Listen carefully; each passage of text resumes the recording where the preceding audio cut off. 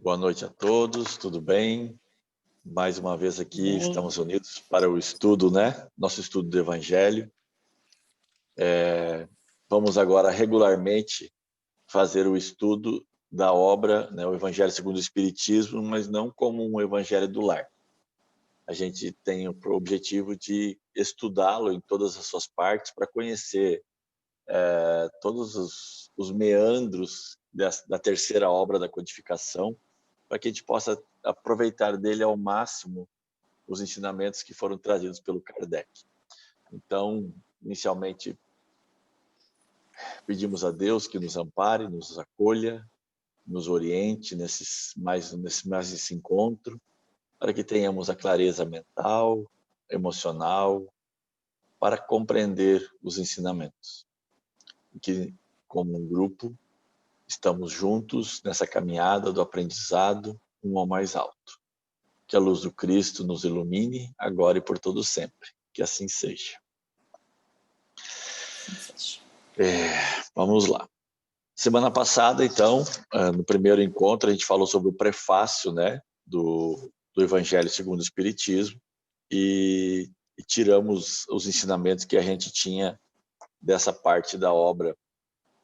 Eu só vou me ajustar aqui, que não sei o que aconteceu com a minha luz, ela tá ruim, tá parecendo, tá dando um reflexo, né? Mas tá bom. Vou botar mais longe. E a gente passou primeiramente pela parte do prefácio para poder entender quais eram os objetivos, qual era a intenção do grupo espiritual que estava trazendo essa codificação da obra, né? E agora, então, efetivamente, a gente está mergulhando no Evangelho segundo o Espiritismo. A primeira parte dele chama-se a introdução, tá? E a primeira parte da introdução fala sobre o objetivo da obra. Então, Kardec, né, estrutura um pensamento para que a gente compreenda qual é o objetivo que o Evangelho segundo o Espiritismo foi construído. Para que a gente possa entender um pouquinho, a gente tem que entender o seguinte: os Evangelhos do Cristo, né, Mateus, Marcos, Lucas e João, eles trazem cinco comportamentos, 5 situações dentro da sua descrição, tá? A primeira são os atos comuns da vida do Cristo, tá? Então, isso a gente vai encontrar isso nos evangelhos regulares, tá? A segunda, os milagres. A terceira, que ele traz conteúdo dos evangelhos, são as profecias. O quarto item são as palavras que serviriam para o estabelecimento dos dogmas da igreja, tá? Então, as liturgias que nós encontramos nas igrejas hoje também estão contidas no Evangelho. E o quinto item é o ensinamento moral. Então, quando a gente mergulhar na Bíblia, né, no Novo Testamento, nos Evangelhos do Cristo, nós vamos encontrar esses 5 campos de conhecimento. O Evangelho segundo o Espiritismo seleciona tá? Que é uma desses itens, ou seja, de todos as citações, as informações que tem no Novo Testamento, o Evangelho segundo o Espiritismo trabalha em cima de um dos 5 itens, tá? Que é o último, chamado de ensinamentos morais. E por que é que esse campo foi escolhido? É o único campo que não tem dissensão. Ele serve, os ensinamentos de fundo moral do Cristo, eles servem para qualquer religião, para qualquer crença que você tiver. O conteúdo moral ensinado por Jesus, ele é o mesmo. Você acreditando em vida após a morte ou não, você vai continuar tendo que ser uma pessoa de bem. Então, o conteúdo moral que a gente encontra no Evangelho, ele está acima das religiões. Ele está na base da existência e da permanência do Cristo junto de nós.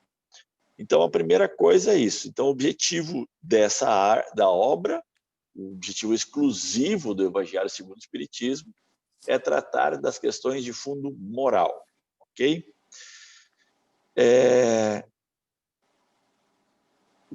Outro item que vem na sequência. Então, ok. Então, separamos os ensinamentos. Então, a gente vai encontrar muitas citações dos evangelhos, né? Aqui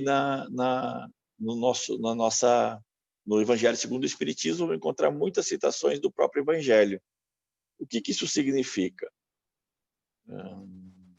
Aqui. Deixa eu só fechar isso aqui. Tá. Pronto. Então, nós vamos encontrar muitas citações que estão no próprio Evangelho. E por que é que, então, se já está lá, por que é que foi reescrito aqui no Evangelho e por que ele tem vamos dizer, essa qualificação de segundo o Espiritismo? Tá? Muitas das máximas que a gente encontra, né? Batei, abrir-se-vos-á, né? Conceitos que estão lá no Evangelho, em alguns momentos eles precisam de uma compreensão mais profunda.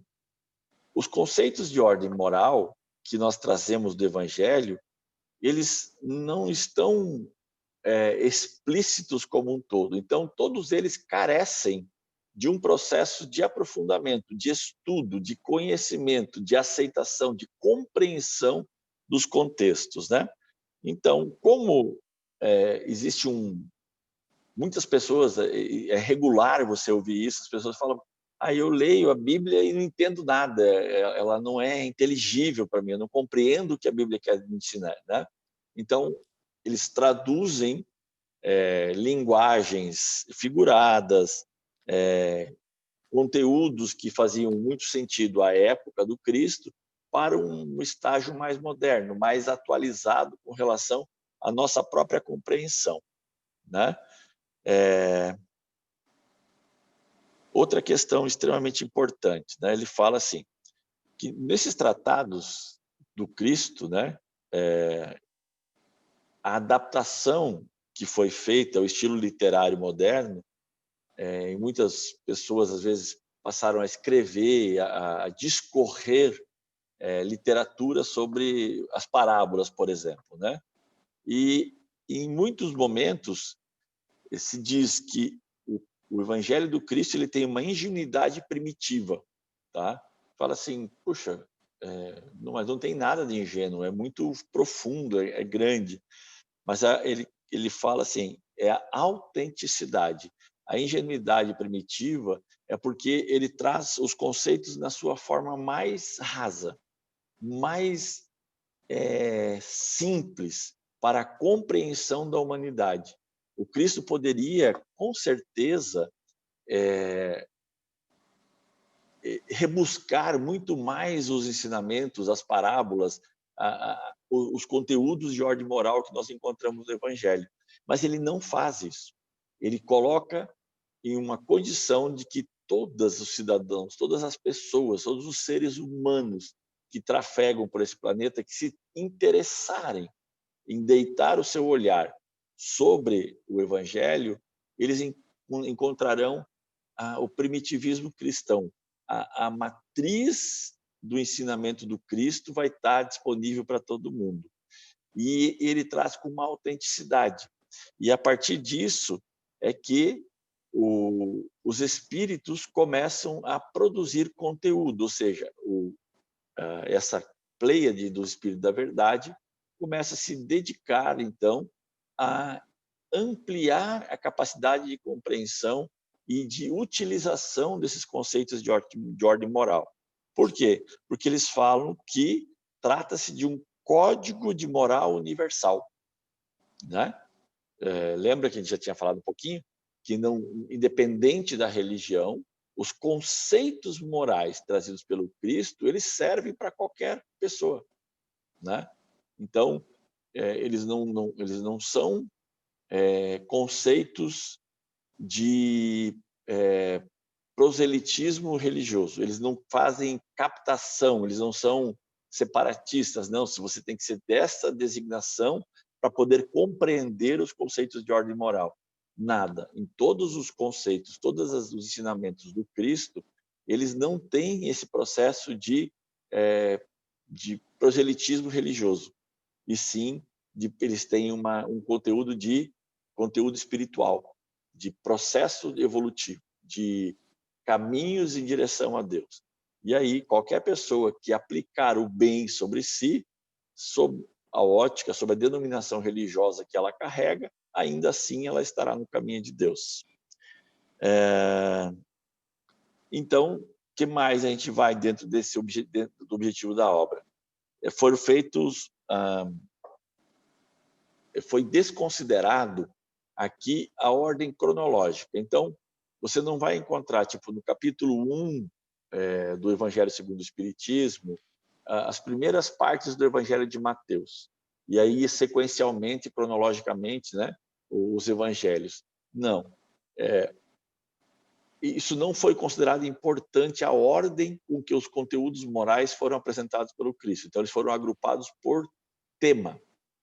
Então, nós vamos encontrar vários temas dentro do Evangelho segundo o Espiritismo, e aí, dentro do tema, as passagens evangélicas, sejam elas de qualquer um dos 4 evangelistas, no momento oportuno que elas foram colocadas, que elas estão vinculadas com aquele mesmo tema. Então, o assunto, o conteúdo, o ensinamento de ordem moral, ele é mais importante, efetivamente, do que o conteúdo histórico ou o sequencial, né? Então, por exemplo, você vai chegar no capítulo 5 do Evangelho, bem-aventurados os aflitos, aí você vai ter citação do Evangelho de Mateus e Lucas, em capítulos distintos, mas vinculadas com o acolhimento dos aflitos, né? Das pessoas que sofrem. Então, dentro do sofrimento, você vai ter esse conteúdo sendo discorrido e trabalhado em todos os itens, analisado por uma série de espíritos que se dispuseram a, a, a falar e a ensinar sobre este assunto. O que mais nós temos aqui?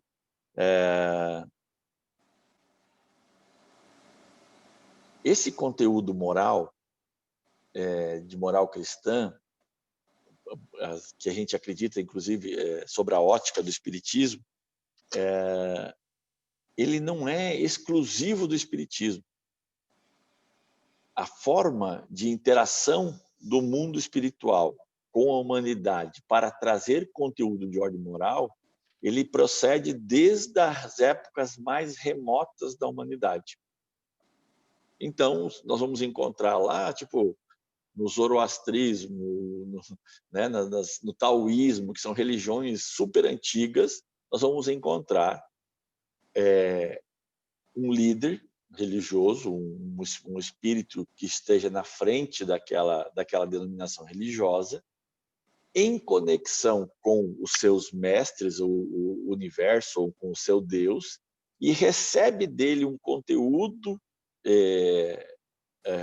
espiritual que é propagado como base de conhecimento e formação religiosa daquele povo, né? Então, o que é isso? Relações espíritas, né? Ou seja, pessoas encarnadas, efetivamente viventes no mundo dos homens, em uma interação espiritual com o mundo espiritual, recebe orientações de caráter seguro e definitivo e as propaga no seu meio. E isso acontece desde todas as épocas. Então, falar sobre a interação com o mundo espiritual e construir conceitos de ordem moral, que são a base da religião cristã, não é algo do espiritismo atual, dessa doutrina espírita. É algo que vem influenciando e interagindo com a humanidade desde todas as eras. Outra citação importante que eles trazem aqui nesse objetivo da obra, né? Que a diversidade de origens prova que os espíritos que dão os ensinamentos estão por toda parte, tá? E que não existe ninguém privilegiado com relação ao conteúdo de ordem moral. A gente pode encontrar em algumas religiões alguns ensinamentos que parecem ser meio exclusivos dela, tá? Mas nós vamos estar nos dogmas, nós vamos estar nos ritos, mas o conteúdo de ordem moral, ele é disseminado em todos os cantos do planeta, independente de quem, de qual seja a denominação de origem, de raça, de credo, de localização geográfica. Todos os seres do planeta, em algum momento, recebem uma interação espiritual para que os conteúdos de ordem moral sejam disseminados. Então, isso dá robustez para que os espíritos que se envolveram na tarefa de comentar esse conteúdo de ordem moral do Evangelho segundo o Espiritismo estejam replicando comportamentos que a humanidade já vem tendo há milhares de anos, né? E por isso é importante a gente entender isso. Então, o Evangelho segundo o Espiritismo não é uma obra exclusiva para os espíritas, tá? Ela é para uso de todos, e cada um pode achar nela os meios de conformar a sua conduta moral, a sua conduta à moral do Cristo. A minha conduta à moral do Cristo. Qualquer pessoa. Então, todo aquele que vier manusear, folhear os conteúdos que aqui estão, com as explicações próprias que ele carrega, você tem a possibilidade de fazer uma análise da tua conduta de vida, do teu método, das escolhas que você faz, se elas estão de acordo com a moral cristã como um todo, né? A lei evangélica é ensinada em todas as nações pelos próprios espíritos e não será mais letra morta. Esse é o desejo dos espíritos, né? Porque cada um a compreenderá e será incessantemente solicitado em praticá-la pelos conselhos dos seus guias espirituais, dos seus anjos da guarda, o nome que você quiser dar para a companhia espiritual que você tem. As instruções dos espíritos são verdadeiramente as vozes dos céus que vêm esclarecer os homens e convidá-los à prática do Evangelho. Então, nós estaremos aqui, dentro desta obra, recebendo um convite para a prática do Evangelho, né? Independente de você ser propagador da doutrina espírita ou não, tá? Então, dentro da introdução, na primeira parte da introdução do Evangelho segundo o Espiritismo, nós temos o objetivo principal da obra, que é o quê? Deitar conhecimento sobre os ensinamentos de ordem moral propagados pelo Cristo, tá? Esqueça um pouquinho o conteúdo de ordem cronológica. Essa questão não é importante para que você compreenda os ensinamentos do Cristo, se ele veio antes ou depois este ou daquele, tá? Então você não vai ter essa mesma rotina que folheando o Evangelho, você não vai encontrar o Evangelho sequenciado dentro do Evangelho segundo o Espiritismo, mas você vai encontrar os conteúdos de ordem moral organizados por tema e sendo comentados pelo mundo espiritual com o objetivo único e exclusivo de alargar os nossos conhecimentos sobre os ensinamentos do Cristo. Compreendido? Alguma pergunta?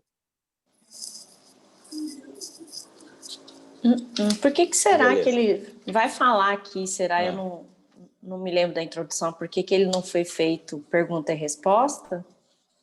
Na sequência... Não, então vamos lá. Então, ele vai falar depois? Vai mais para frente, nós vamos falar um pouquinho depois... sobre isso. Aí agora nós temos aqui um segundo item, então, da introdução, que é a autoridade da doutrina espírita. Por que é que esse conteúdo fez parte do Evangelho segundo o Espiritismo, né? Primeiro, nós precisaríamos fazer uma rememoração temporal, tá? O que nós estamos falando? O Evangelho, a doutrina espírita veio e encontrou uma estrutura religiosa muito resistente a qualquer tipo de novas percepções do Evangelho. Então, nós tínhamos donos da palavra, donos do ensinamento do Cristo que, de uma certa forma, avocavam para si o poder supremo de propagar os ensinamentos do Cristo.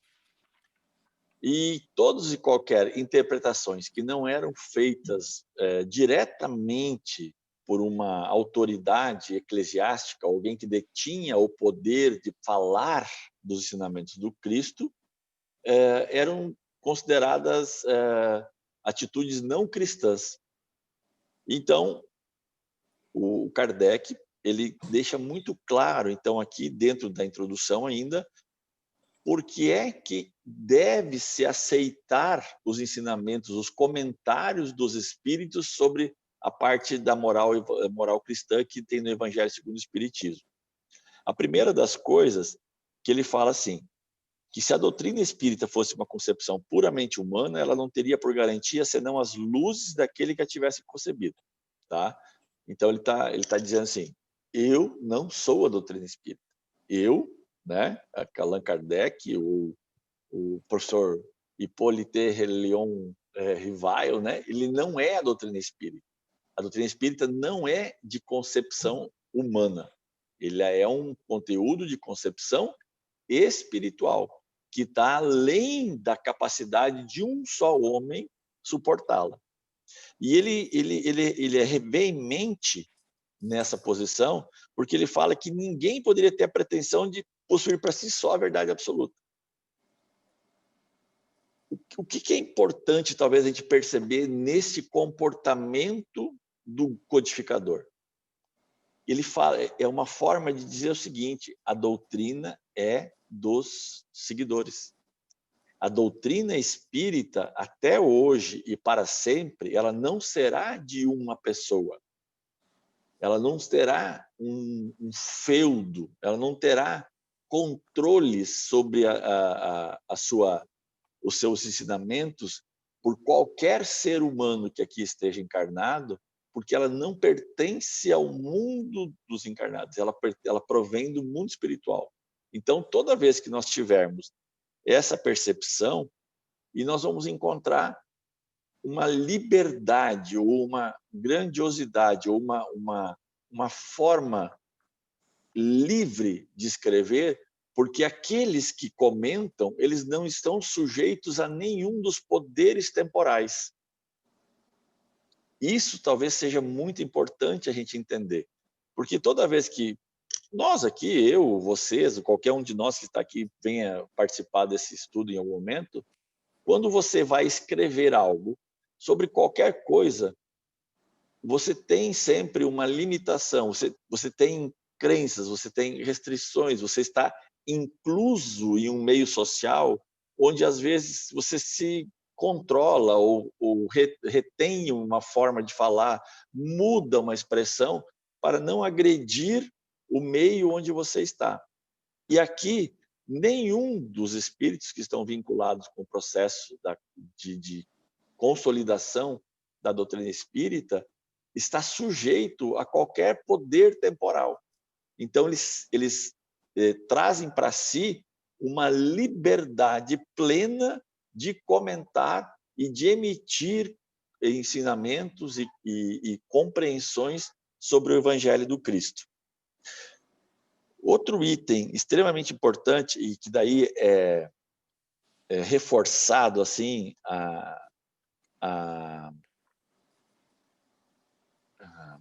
muitas vezes dentro desse item 2 da introdução do livro do Evangelho segundo o Espiritismo, é o não pertencimento também a uma nacionalidade, né? Hoje nós ainda temos isso, mas era mais grave ainda no tempo do Kardec, né? Então nós estávamos vivendo tempos nacionalistas, né? Onde as bandeiras estavam cada vez mais sendo idolatradas, né? Nós estávamos em períodos ainda de dominâncias, nós tínhamos muitas colônias, ou seja, partes de terras completamente desconexas de uma nação europeia, por exemplo, mas submetidos à vontade de alguém, porque elas eram da minha nacionalidade, né? Então nós vivíamos um período de extremismo nacionalista e tanto é que era muito graves as diferenças regionais entre todos os povos, né, da Europa. Então, o que o Kardec vem e fala, o Espiritismo não tem bandeira, nós não somos de uma nacionalidade. E talvez uma das marcas, das questões mais marcantes disso, é que ele foi criado num país e migrou para uma enormidade de lugares, e ele continua tendo a sua essência preservada, né? E ele não tem uma característica francesa, você não encontra uma metodologia, um comportamento francês na estruturação do espiritismo. Você encontra um comportamento altruísta e humanitário em todas as suas percepções, né? Principalmente porque não podemos nunca esquecer que o objetivo principal da obra é tratar das questões de moral cristã do Cristo, né? De moral cristã ensinadas pelo Cristo. A gente vamos organizar essa forma de falar. Então, quando você trata deste conteúdo, é um conteúdo universal. É um conteúdo que serve para qualquer pessoa que respira e que tem pretensões de melhorar-se como indivíduo, independente de localização geográfica, raça, crença, religião que ela professe, e qualquer coisa. Então, extremamente importante. Outra, e aí talvez uma das coisas importantes que nos dão autoridades, né, para que o que aqui está escrito tenha validação para as pessoas, é que todo o conteúdo que foi trazido aos comentários dessas citações evangélicas que nós encontramos dentro do Evangelho segundo o Espiritismo, elas são oriundas de recebimentos de trabalhos mediúnicos de várias nacionalidades, feitos por uma enormidade de médiuns que tratavam do mesmo assunto de maneira equilibrada. E o Kardec, então, recebia essas cartas, esses ensinamentos, essas informações de espíritos de vários lugares do mundo, de vários médiuns, com o mesmo conteúdo. E não necessariamente o que ele fazia. Ele transcrevia qualquer que fosse dessas comunicações, mas sim ele as compilava e trazia, então, o conteúdo moral que era propagado pelos espíritos em tempos idênticos, em lugares diferentes, com pessoas completamente alienadas do conhecimento entre elas. Então, médiuns que estavam com ele na França, médiuns que estavam na Itália, na Espanha, ou na Inglaterra, ou em algum país da Ásia, né? Todos os documentos que ele vinha, então ele só consolidou, ele só trouxe para dentro do Evangelho segundo o Espiritismo informações que estavam corroboradas por espíritos, por recepções mediúnicas de espíritos distintos e por médiuns distintos de lugares diferentes que tivessem efetivamente o mesmo conteúdo moral, né? Isso foi o que deu autoridade para o que aqui está escrito, né? Então, fulano de tal foi o médium que recebeu as informações do Evangelho segundo o Espiritismo. Não existiu isso. Tanto é que nós não vamos encontrar no Evangelho nenhuma citação aos médiums, né? Você vê lá, tem comentários dos espíritos, aí tem o local e tem o espírito a data e o espírito que emitiu aquela comunicação. Mas não tem o nome do médium. Por quê? Porque não é importante.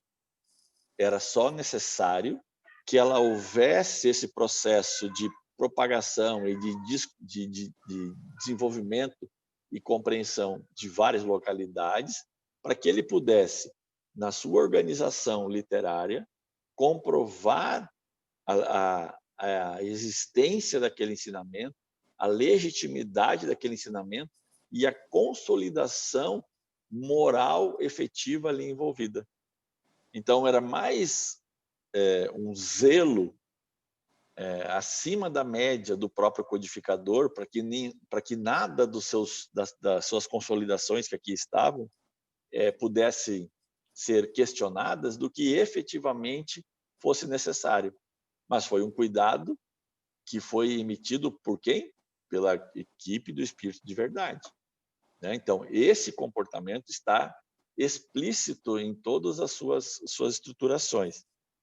Tanto que tem a seguinte citação, a gente pode encontrar lá: a garantia única, séria, do ensinamento dos Espíritos está na concordância que existe entre as revelações feitas espontaneamente por intermédio de um grande número de médiuns, estranhos uns aos outros e em diversos lugares, né? Este comportamento ele era rigidamente seguido por Kardec. Ele não tem nenhuma das citações que está aqui, ele recebeu unicamente através de um único médium ou por indicação de um único espírito. E outra coisa,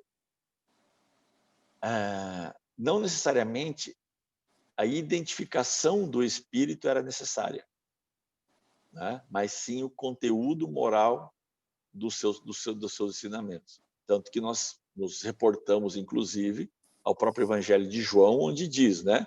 Antes de seguir os ensinamentos dos Espíritos, veja se eles são de Deus.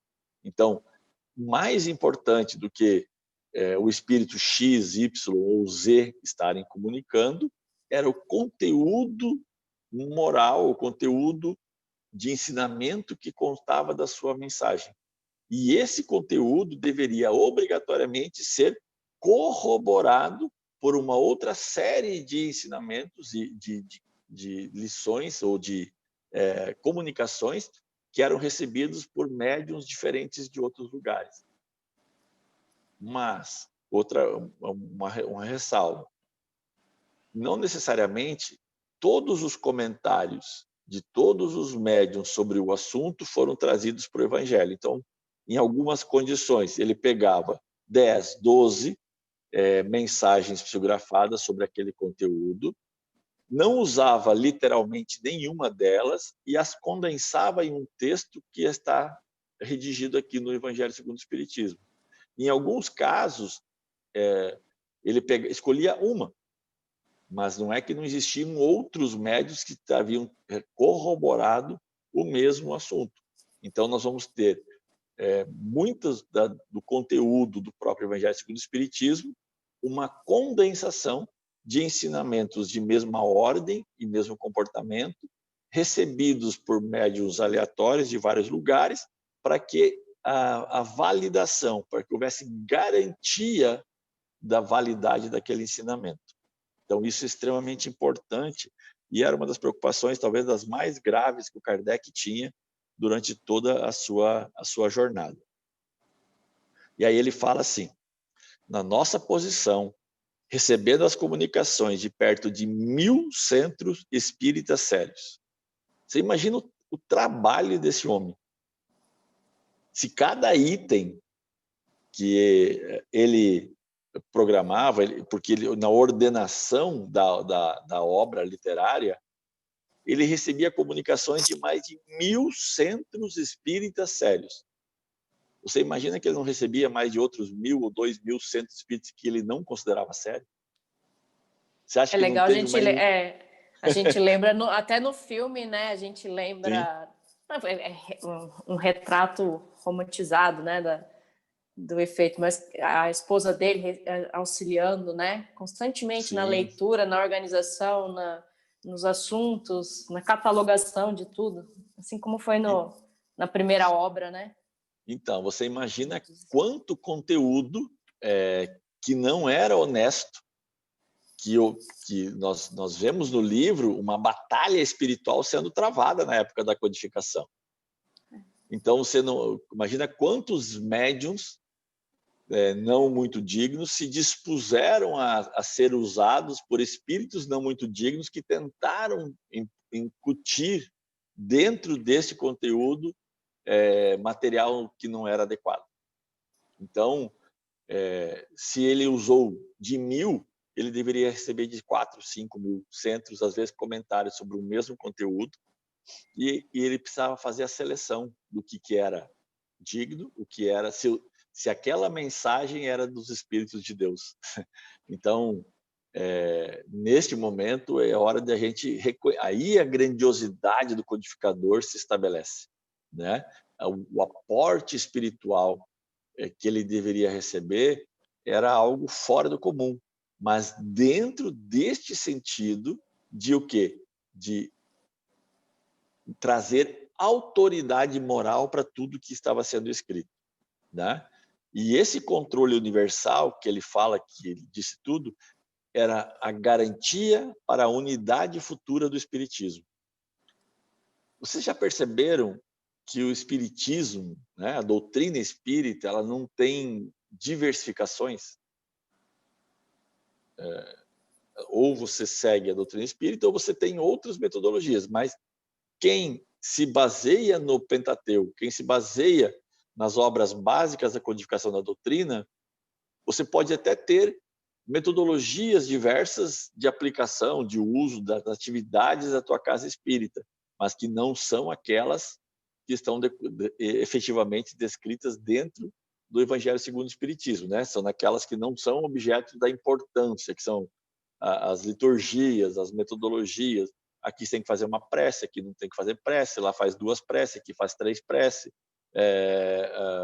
aqui levanta a mão, lá bufa, mas todas elas ainda acabam sendo dentro de uma mesma rotina. A doutrina espírita, ou seja, ela não tem fragmentação. E muito pelo contrário, ela começa a gerar conteúdos de interesse, de despertar em pessoas que frequentam outras doutrinas, outras religiões, e não necessariamente com o intuito base de captação. Não é a doutrina espírita não tem o interesse de retirar o cara da religião dele, mas sim de fazer com que ele tenha o máximo de proveito na religião que ele aceite. Isso é interessante, né? Nós não temos o processo de cooptação, né? Como arrebanhar, não, né? Como diz vou arrebanhar, não, você está na religião errada. Inclusive, isso é uma defesa muito forte, né? O Kardec fala, e nós temos o Chico, principalmente, né, na sua literatura, por muitas vezes tem esse comportamento, né? Tem uma história, inclusive, de um padre católico, né, Sebastião Carmelita, que era lá de Uberaba, era muito amigo do Chico, e segundo tem a literatura que eu já vi de uma biografia do Chico, esse padre era um médium, um potencial, né, que falava com os espíritos, que tinha toda a visão espiritual desenvolvida, e ele reconhecia a pré e a pós-existência do espírito, todas as questões. E ele, como muito amigo do Chico, ele constantemente se inteirava, sentavam para conversar, para aprender, né? E seguidamente ele falava para o Chico: vou largar a batina, vou me dedicar a um centro espírita. E ele falava: não, meu filho, você está no lugar certo, fica onde você está. As pessoas gostam de você, você tem a capacidade de interagir, você tem a capacidade de trazer a mensagem do Cristo, né? Não saia de onde você está, cumpra a sua missão. Se por vontade de Deus, na sua próxima jornada, você não precisar integrar os quadros da igreja, você será libertado. Mas cumpra com a tua obrigação, fique onde você está. Então, e o Carmelita saía desses encontros frustrado, né? Porque ele não conseguia acreditar que o Chico não mantinha ele dentro de uma religião que na época batia constantemente no Chico, né? Tem outras histórias de alguns líderes religiosos que massacravam publicamente a figura do Chico, né? Através dos meios de imprensa, como um charlatão. E quando ele reconhecia no Chico a liderança espiritual, a grandeza, o Chico falava: não, meu filho, fica onde você está. A sua religião é boa, a sua religião é necessária. Então é importante que nós tenhamos essa compreensão que nós não estamos aqui para destruir outros processos religiosos, mas sim com o processo, a vontade do mundo espiritual é que estabelecer um uso, uma prática rotineira das mensagens morais ensinadas pelo Cristo, independente do processo religioso que você esteja envolvido. Outra questão que eu acho importante, que a gente tem aqui dentro da parte introdutória, é quando ele fala do princípio da concordância. Tá? Então, Kardec, extremamente zeloso no processo da construção dessa terceira obra, né, do Evangelho segundo o Espiritismo, que ela tem uma metodologia um pouco diferente das outras obras. Ele traz uma base que chama princípio da concordância, que ele fala que é uma garantia contra as alterações que poderiam infligir ao Espiritismo as seitas que gostariam de se apoderar dele em seu proveito e acomodá-lo à sua maneira.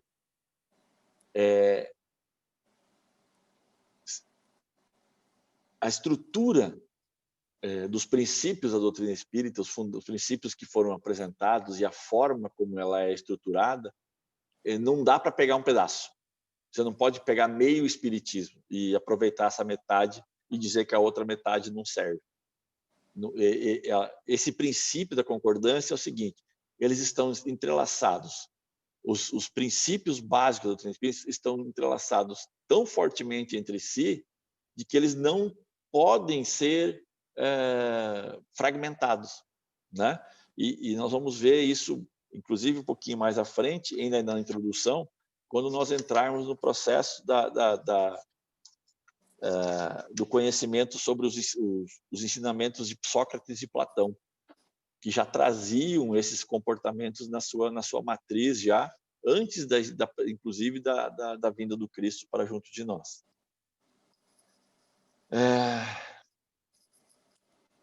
Outra coisa. Então, isso. E aí, assim, ele fala o seguinte: é a confirmação que se precisa alcançar antes de apresentar um princípio com verdade absoluta, se dele não quer ser acusado de leviandade ou credulidade refletida. Então, esse princípio de concordância, ele é a base para a apresentação de um conhecimento, de um princípio, como uma verdade, sem que você queira se expor a um confronto, a uma exposição pública de discussão. Então, eles têm que ser tão consolidados, extremamente estruturados, comprovados as suas existências. Ele precisa de uma validação moral, ele precisa de uma validação de forma de propagação e de construção que ele não permita ser enxovalhado de forma pública. Isso é extremamente importante. E aí ele fala assim: os espíritos superiores procedem nas suas revelações com uma extrema sabedoria. Eles não abordam as grandes questões da doutrina senão gradualmente. À medida que a inteligência está apta a compreender verdades de uma ordem mais elevada, é que as circunstâncias são propícias para a emissão de uma nova ideia. Olha a grandeza e a concordância, inclusive, do próprio codificador em todos os momentos da sua jornada. Uma das coisas que o Kardec sempre foi muito um defensor ferrenho, que a doutrina espírita não é uma doutrina acabada, né? Ela não se resume ao Pentateuco. E que, inclusive, na própria Revista Espírita, perto do seu desencarne, ele diz que, em uma interação com o mundo espiritual, que ele teria que voltar para terminar a sua obra, porque não estava encerrada, né? E nós temos, então, o quê? Na quantidade de produção de obras que vêm sendo produzidas na sequência, acréscimos constantes e esclarecimentos ou aprofundamentos sobre uma série de conceitos. Quais conceitos? Mirgo. Pode falar. Posso falar? Claro. Mas essa é uma questão, porque a gente vê as obras do Pentateuco, a Revista Espírita e tal, com uma organização espiritual, uma pleiade maravilhosa sobre uma um maestro maravilhoso, né? Sim. Tem muitas obras, e é nova, vamos dizer assim, em comparação às outras religiões que a gente tem aqui no planeta Terra. Muito tem que se ter cuidado nas referências dessas obras, você não concorda? Por exemplo, que espírito... o cuidado que eles tiveram aqui, né? Quem que era o espírito, quem que era o médium que está trazendo esses novos ensinamentos, né? Quem está regendo isso, quem está fazendo essa conferência toda que o Kardec fazia das mensagens, quem é hoje que está fazendo de tal e tal obra, porque agora parece que todo mundo escreve obra psicografada, né? A gente entra nas sessões espíritas das livrarias e tem muita coisa. Então, por isso que eu digo, uma das formas muito legais é absorvermos para nós o comportamento do codificador, porque ele também foi um exemplo, não só na grandiosidade de codificar a doutrina, mas ele foi um exímio cuidador daquilo que estava sendo propagado. Então, quando você pega uma obra espírita aí, seja ela de qual origem que for, e você lê lá e você encontra um pensamento super inovador, uma coisa que você nunca ouviu. Qual é a dica do Kardec e dos espíritos de verdade com relação a isso? Procure outras fontes, outras origens, de fontes diversas que tenham uma validação contínua. Por quê? Lembra que nós acabamos de falar aqui, ó? Quando for necessário, quer ver, ó? A garantia única seria que o ensinamento dos espíritos está na concordância que existe entre as revelações feitas espontaneamente por intermédio de um grande número de médios estranhos uns aos outros em diversos lugares. Então, nunca um conhecimento novo ele vai aparecer sozinho. Se ele for importante, ele vai aparecer ao mesmo tempo em diversas fontes com o mesmo conteúdo. Então, nós, quando a gente compreende a atitude do codificador, nós devemos trazê-la para nós também. Também é um ensinamento. A ação, a forma, a postura dele diante da grandiosidade da obra dele tem que servir para nós individualmente, né? E aí ele fala o seguinte, ó, agora, claro e inequívoco que uma série de grandes enfrentamentos, de novos ensinamentos, estão por vir. E a doutrina espírita não é uma doutrina acabada. Ela não se encerra em si mesma. Ela todos os dias ela está em processo de renovação. Só que o toda próprio vez... livro dos Espíritos, né? Foram acrescentadas diversas outras Sim, perguntas, né? sim. E quando a gente pega o livro dos Espíritos, por exemplo, se você pegar uma pergunta do livro dos Espíritos, você pode escrever outro livro sobre aquela pergunta, né? Ou você pode escrever vários livros sobre aquela pergunta. Então, essa metodologia de você ir ampliando gradualmente, conforme a medida que a inteligência esteja apta a compreender as verdades de uma ordem mais elevada. Então, antes de nós nos preocuparmos com a evolução da doutrina, nós temos que nos preocupar com a evolução dos seguidores da doutrina. Então, conforme nós, seres humanos, vamos ampliando nossa capacidade evolutiva de compreensão e de capacidade de entendimento das mensagens do Cristo, nós não precisamos nos preocupar. O mundo espiritual vai se organizar e vai mandar as mensagens que nós precisamos, né? Então, a gente às vezes fica tão preocupado em acessar literatura nova, conhecimentos novos, que nós deixamos de consolidar o básico, né? Por exemplo, o Evangelho segundo o Espiritismo é isso. Ele fala assim, o codificador ele abriu mão de uma parcela de conteúdos existentes nos Evangelhos. Ele fala dos 5 itens que a gente percebe como ensinamentos, como histórias que estão dentro dos Evangelhos, dos 4 evangelistas. O Evangelho segundo o Espiritismo ficou só com a moral cristã.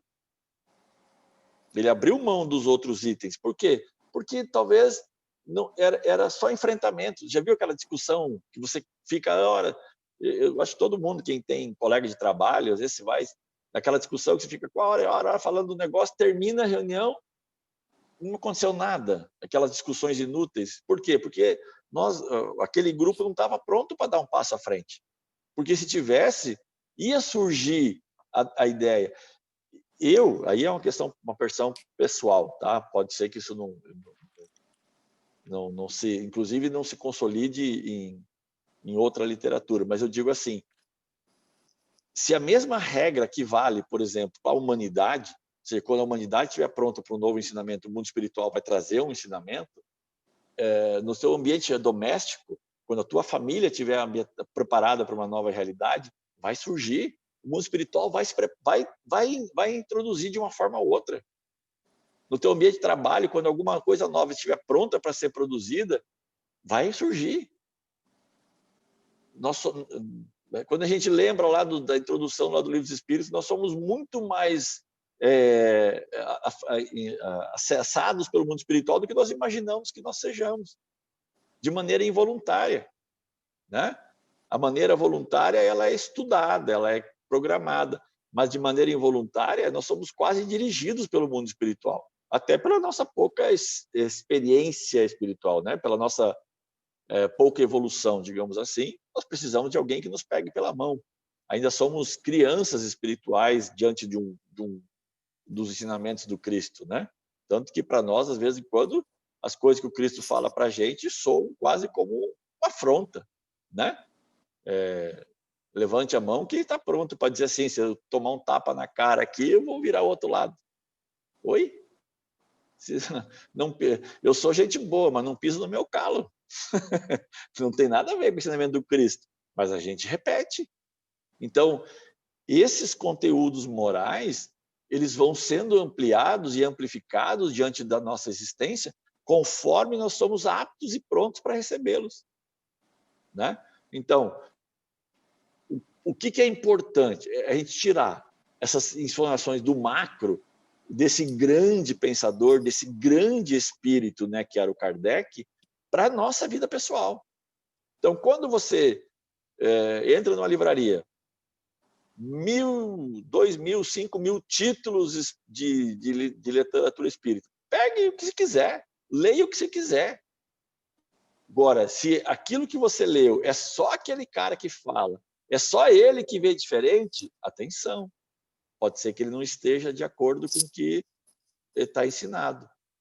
Ou pode ser que ele seja o pioneiro, então fique atento, se vão surgir novas literaturas que concordem e certifiquem e validem aquele ensinamento. Se não acontecer, atenção, tenha critério. Não propague algo que você não sabe. Use para si, mas para que você propague, como o Kardec fez, você acha que o Kardec não tirou ensinamentos de lições que apareceram solteiras, digamos assim, sem nenhum outro... Claro que ele tirou, mas o que é que ele consolidou? O que é que ele trouxe como ensinamento? Aquilo que ele considerava ter autoridade espiritual. Que ele diz é o quê? Vários ensinamentos de vários lugares com o mesmo conteúdo de maneira sistemática. Então, esse eu acho que é o comportamento que nós precisamos aplicar sobre nós mesmos para que a gente possa seguir. E aí, nesse item, terminando, então, o segundo item, ele fala o seguinte: os espíritos verdadeiramente sábios, se não se sentem suficientemente esclarecidos sobre uma questão, não a decidem jamais de um modo absoluto. Olha só, espíritos verdadeiramente sábios, se não se sentem suficientemente esclarecidos sobre uma questão, eles não a decidem de modo absoluto. E nós encontramos em vários momentos da codificação, às vezes algumas perguntas onde não é o momento oportuno, ou são verdades que ainda também não estão ao alcance deles. A gente encontra essa informação, nós encontramos esse comportamento em espíritos que já estão vinculados com o espírito de verdade. Olha, não é o momento para você, ou seja, é uma verdade, que está sendo gradualmente tratada, mas ela não está pronta para ser revelada porque você não está apto a aprender. Ou, em alguns casos, eles falam, olha, isso nem a nós é conhecido. E não tem vergonha nenhuma no espírito de alta envergadura dizer, olha, existem mistérios de Deus que ainda não são de nosso conhecimento. Né? E o Kardec reforça isso aqui. Né? E ele diz o seguinte, nem um homem, não é um homem, não mais nós que um outro. Ou seja, essa opinião individual nos processos de crescimento da humanidade, eles devem ser consolidados. Ah, mas o Cristo trouxe verdades que nunca haviam sido propagadas. Oi? Né? Vai lá, dá um Google aí, pergunta regra de ouro das religiões. Você vai ver que a base do ensinamento do Cristo, quando ele é instado por Nicodemos, né? Então me diz aí o que eu tenho que fazer para ser salvo. Né? Amar a Deus e amar ao próximo. Essas regras, essa regra básica, ela está em todos os princípios religiosos escritos com palavras distintas, mas com o mesmo conteúdo moral. Em todos os princípios religiosos. Ou seja, mesmo o Cristo, né? Mesmo o espírito mais perfeito que já trafegou junto de nós aqui nesse planeta, o governador do planeta, aquele que quando a Terra pensou em si, ele já era, as suas informações elas já estavam consolidadas no processo de evolução da humanidade. E ele veio trazer o quê? Uma ampliação do conhecimento. Ele veio trazer o quê? Quase um terceiro mandamento, onde amar ao próximo já não era mais suficiente, mas sim amar ao próximo como ele me amou. Para mim, isso já é uma regra nova. Amar a qualquer um de vocês. Na verdade, esse como eu vos amei, eu entendo assim, ele veio vivenciar os ensinamentos, sim, né? Porque amar a vocês como eu me amo é fácil. Ainda está ao meu alcance. Agora, eu não consigo te amar ainda da forma que o Cristo te amou. Ou da forma que o Cristo me amou. Não, ainda não para mim é uma regra nova, é uma construção emocional, espiritual, mental, física, que está quase além da minha capacidade atual. Quase não, está além da minha capacidade atual. Mas é o meu objetivo, é o meu processo, é o ensinamento, é o chamamento que o Cristo nos faz. E por isso que está à disposição da gente. Então, para a gente fechar o dia de hoje, antes da gente entrar no terceiro item da introdução, que a gente vai falar no nosso próximo encontro,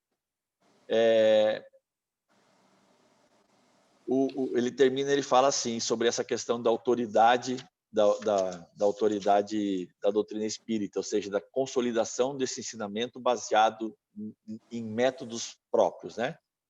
Este século não passará sem que resplandeça com todo o seu brilho, de maneira a dissipar todas as incertezas, porque até lá vozes poderosas terão recebido missão de se fazerem ouvir para reunir os homens sobre a mesma bandeira, desde que o campo esteja suficientemente lavrado. Lembra que a gente falou lá do prefácio do Evangelho segundo o Espiritismo, onde ele fala que nós estamos diante do novo tempo, e o século XIX é um momento de transformação da humanidade. Ele cria um mecanismo de transformação, de mudança, onde novas verdades se estabelecem em todos os campos do conhecimento humano, inclusive no campo moral e religioso. E mais uma vez aqui, a gente encontra no codificador esse comportamento. Ele fala que neste momento, a humanidade está passando por um novo processo, sobre uma nova realidade, sobre uma nova forma de viver. E nós estamos ainda consolidando esses comportamentos aqui no século XX e século XXI. Quando essa nova metodologia do amor, do respeito ao próximo, da união e do respeito a todos os seres estiver estabelecido, provavelmente nós estaremos diante de um novo processo revolucionário da humanidade. Quando? não é dado ainda nós sabermos, mas nós já sabemos o que nós precisamos fazer. Existe muita coisa que está à nossa disposição para esse processo. Gente, a semana que vem nós voltamos então com as notícias históricas, onde vai falar um pouquinho sobre os povos, né? Quem eram essas nações tão marcadas, tão citadas dentro dos povos hebreus, né? Dentro do Evangelho, para que a gente compreenda um pouquinho da essência de cada uma dessas formas de pensar, dessas formas de agir diante do processo espiritual e religioso, para que faça sentido as lições do Evangelho. Esse comportamento histórico, esse complexo histórico, é importante que a gente tenha um pouquinho de ascendência. E se der, a gente já começa a parte, então, onde vai falar sobre os ensinamentos de Sócrates e Platão, né? Que são os grandes precursores da doutrina cristã aqui nesse planeta, né? Quando você pesquisa lá hoje os princípios do Platão, lá você já vai encontrar 3 dos 5 princípios fundamentais da doutrina espírita como princípios fundamentais da filosofia socrática, que dominam a forma de pensar e compreender da humanidade ocidental há mais de 2000 anos, né? Alguma pergunta, gente, sobre essa parte de hoje? É um pouquinho maçante esse primeiro momento, né? Mas é importante que a gente compreenda exatamente a forma como o codificador estabeleceu e a forma como ele estava sendo orientado pelo Espírito de verdade, para que quando a gente possa conseguir ser mais profundo e ter um aproveitamento maior sobre os conteúdos que a gente vai aprofundar dentro da parte prática. Quando entra nos itens, né? Fé, dever, amor, acolhimento. Então, cada um dos conceitos morais, das atitudes morais que podem ser exercitadas pelo ser humano, para que a gente tenha profundidade, nós temos que entender como é que elas foram construídas. E aí a gente sente, inclusive, mais segurança e se apropria da autoridade espiritual que foi ofertada a todos nós por essa pleiade de espíritos maravilhosos preocupados com a evolução da humanidade. Mirgo, eu vou jogar de novo a pergunta aqui. Mas é que é uma curiosidade minha, é coisa de leiga estudiosa. Não, eu queria saber por que não é pergunta e resposta igual ao Livro dos Espíritos. Eu não sei te dizer hoje. Será que o Simão pode ajudar a gente? Simão, você tá aí, estou vendo você de ladinho aí. Por que o Evangelho não é construído em perguntas e respostas como as outras obras? Mirgo, antes do Simão falar, e aí eu até vamos aproveitar para aprender com ele um pouquinho também, né? Grande amigo, irmão, estudioso todas as horas aí. Porque a minha percepção é na forma como foi consolidada. O objetivo dessa obra estava não em esclarecer as dúvidas do Kardec, do codificador, ou seja, do grupo pensante, mas sim em consolidar um pensamento do mundo espiritual com relação aos ensinamentos do Cristo. Então, o Kardec antes de ele ter que compreender, ele também recebeu coisas que ainda não eram de posse dele, pelo menos não aqui encarnado, né? Com as restrições próprias da matéria. Mas ele também tinha que receber, porque se ele usasse do comportamento dele, talvez neste momento, quando se fala de evangelho, poderiam ser distorcido a postura dele, né? Tanto que algumas pessoas já o chamavam de Papa da doutrina espírita, né? E ele não queria esse título religioso. Mas, Simão, vocês têm alguma ideia aí para nos ajudar com isso um pouquinho? Primeiro, boa noite, né? Eu entrei atrasado, boa noite. Fiquei aqui Oi, caladinho aqui. Tereza me convidou, muito obrigado, Tereza, pelo convite, mas eu tinha uma reunião aqui com a diretoria. Fico feliz da casa, que tenha aparecido aqui. Eu falei, Tereza, eu vou estar atrasado, eu tenho uma reunião com a diretoria aqui da Casa Espírita, então assim que terminar eu entro. e agradecer, né, pelo convite e te parabenizar, amigo. Excelente estudo, adorei aqui o estudo, muito produtivo, muito rico mesmo, tá? Vamos seguir junto aí. Preferiria até ficar caladinho aqui, né? Muito bom mesmo, né? Achei ótimo, achei assim, como a nossa linguagem de jovem, top, tá? Ah, é. Caramba que é top, né? Agora, o aspecto aí que a Teresa traz é bem interessante. Nós temos que perceber o seguinte: as outras obras de Kardec, elas são desdobramentos, elas não são as obras de fundamento. E a ideia que Kardec traz, né, a forma que ele propõe o Livro dos Espíritos, que, aliás, uma sugestão dos Espíritos, né, conforme a gente vê no Obras Póstumas, é justamente aquela introdução do desconhecido. E a introdução ao desconhecido ela é feita numa forma interrogativa. Então, é uma característica literária e uma forma, não que Kardec o fosse, mas ele utilizou o método, uma forma positivista. É a forma positivista de desenvolvimento de raciocínios, né? Então, ele faz um processo bem estruturado. Nós temos que lembrar que o Livro dos Espíritos ele ajusta em 1860, faz uma nova compilação, né? E cria uma outra forma didática de distribuição, né? Aí depois é que ele vem com essas obras seguindo a didática que ele estabeleceu no Livro dos Espíritos. Então, são obras de desdobramento que ele precisava agora, aquilo que foi em forma maêutica, em forma de pergunta, ela fosse de maneira cursiva.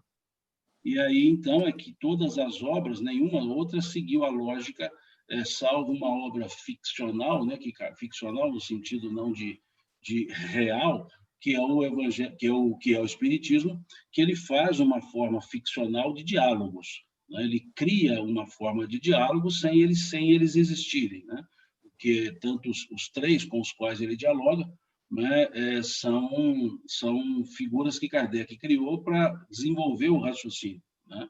Então, por isso a gente fala ficcional no aspecto das pessoas envolvidas, não do conteúdo. Salvo essa, todas as outras foram cursivas.